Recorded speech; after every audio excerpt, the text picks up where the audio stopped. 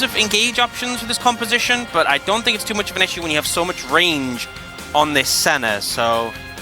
Yeah, that's the thing. Like, the engage, you can actually just fight the opponent from much shorter range because you've just got, like, the piercing darkness over the top over and over again, especially after a couple of items and the ability haste comes in. The Senate will just keep you alive, and so it's not like you're playing in neutral. You're playing in, like, less than neutral, where you're just constantly hitting them and then seeing whether they're going to pull the trigger, and if they do, then you react accordingly. Gumayusi's going to be so extraordinarily safe as well, with the fact that there can be walls erected. There's the not as down and out as you think. Let's get into game one. T1, Hana, do, set. T1, fighting! Okay, BRION, Hana, do, set. Bro, fighting! Oh, nicer. I really liked the deep one, the deep cheers. The Giga Chad cheer. Yeah, that's I could feel the width of your chin with that particular cheer. That was extraordinary. Me? That was the fans. Yeah, but you representing the fans. Oh, yeah. And I could feel all of their collective chin width. Yeah, I am just the wide vessel for their voices. Yes, you know? I don't decide how the cheers are. But you dictated that they were very Giga Chad. Yeah. Well, first damage is now 8 million% bro. So they're off to a great start. Yeah, no one covering though, so they won't know this ward's been placed. You can kind of expect it, but... Yeah, but you see the Doran's ring start for the Smolder. So we've seen a lot of variation between these. Sometimes you get the Doran's Blade and Q starting, being the ability you start maxing. Yep. And then we've also seen the Doran's Ring, and you put 3 points on W, then go Q. This definitely allows you to stack faster. Go in the Doran's Blade, and Q max allows you to stack faster. This gives you more sort of safety in the lane. Big power increase. Whoa, okay. So I think that might be the game plan. Oh, so just get those stacks. Just don't be losing the game by the time those stacks are stacked, or be losing it by a small enough amount that it doesn't matter. And then wave away from the turret, just create some control here for the Udyr. I think that Morgan has been a huge uptick for Bro in their more recent matches. I think that the matchup against Dudu really did help his confidence a lot. Yeah. And so has been playing a whole lot better, being able to find some of that aggression that we don't necessarily associate with Morgan as a player. Gideon going to be starting off these bubs. Full vision available to T1, so they know exactly what's going on, and they just took the dragon themselves. So that is going to be a mountain, then an infernal. Is this the classic T1 Earth, Wind, and Fire that we just often get? Could be. Could be. Setting up for it.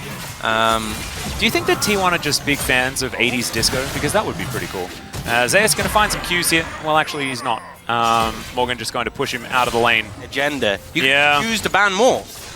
This is the thing, but sometimes you just don't find it. I've seen this play before, though. There's the flash out of the seismic shove. Nicely done. 2 isolated 1v1s, though, and there's the Dawning Shadow. That's going to keep Guon alive, but still Faker is going to go down. A trade of mid laners, but first blood goes to T1. I'll take a little bit of the extra gold. Kerio is on the roam as well, as Gumayusi will take down this control ward. Slight advantage in the end for T1. And look to answer the 3 grubs that Gideon was able to pick up with some grubs of their own. Which I think, if this is happening, Bro should really be looking just to secure this dragon spawning in 13 seconds.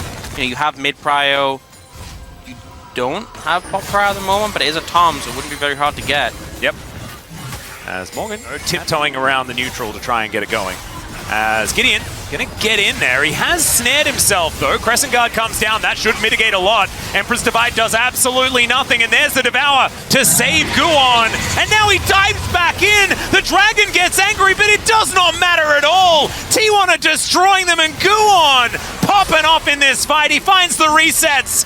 And, oh dear. Oh man, everything that could go wrong for Bro there went wrong. Now, honestly, Morgan's fine. Oh, okay. Well, that's okay. The rest of it definitely did all go wrong, though. But the confidence, I mean, the fact that they have Guon on low HP, but they utilize the Tom Kent shield, and the fact that it's a Viego. As long as you get the reset, it doesn't matter that you're low HP. You'll heal up, you'll get the resets, the immunity frames, and then just keep on going. The confidence to go back in there was great, and T1, the game felt... I think Palu's just dead. Well, he's going to Twisted Advance, and then Kerio is going to get the kill. We got a battle here on the top side of the map. Gideon, can you make your way in? As he doesn't. up there. Oh, now he's going to try and turn it, but Kerry's going to turn up as well. Looking for the opportunity. Guon turns up in the nick of time as well. They do get their prize, but they'll have to sacrifice 2 for it. And Kerry is starting to get more and more fed. Exactly what happened, but there's some point in the game where Bro regretted giving all to Carrier. Morgan has joined that. Yeah, no longer is Morgan unblemished, and we ended up with a Camtech Soul, so I can only apologize. Yeah, no, I saw it, but I felt like I went in. Yeah. Last time there was a Camtech Soul, and this time I should just really understand that whenever you're here, it's going to be Camtech Soul. I'm going to say, this is pretty good for Bro, in terms of they really didn't want it to be a more impactful Soul. That's true. So maybe they just keep giving up dragons until their dragon is a dragon. Oh, and then we can pretend that it was their playing exactly into the hand. Gorgeous. And we are playing right into replays over and over again.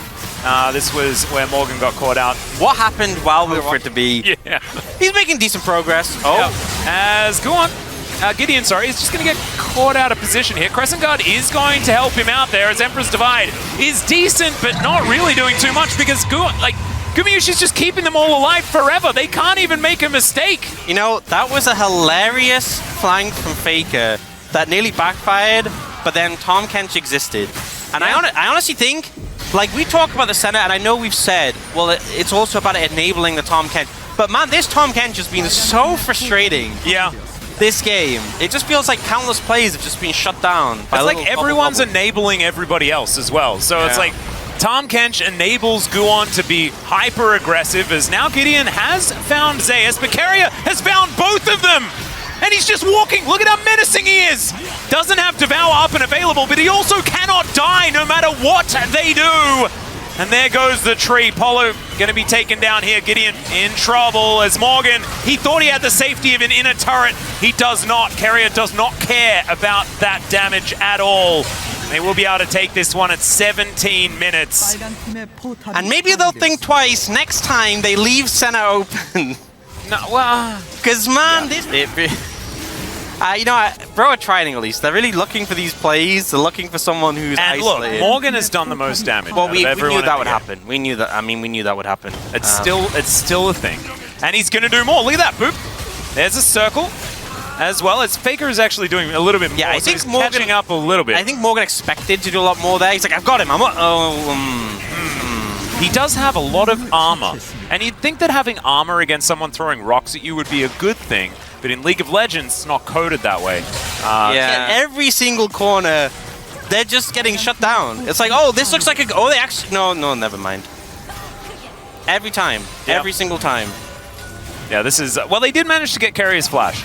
That is definitely a good thing. Is Envy... Oh, he's going to get flashed on, but does flash in response. That's going to keep it in. Oh, they're making a play! All right, looking for it. Zeus has been attacked here. Morgan is losing out on the battle, but he has buddies that are turning up. Polo's there, Envy's there. Everyone is on their way, and I think everyone might be necessary as Zeus is just trying to take matters in his own hands. He picks up one. Is it going to be more? Oh my, was getting world's flashbacks there, ladies and gentlemen. He goes 1 for 1, though, in the 1 versus 5, and they get themselves Chemtech Soul. You know, sometimes you wonder, did they really need 5 people? Yes, they did. They really absolutely needed. Honestly, I think 6 might have been safer. They should have brought an extra one. They may not have lost one if they brought 6. Yeah. So next time they should consider that.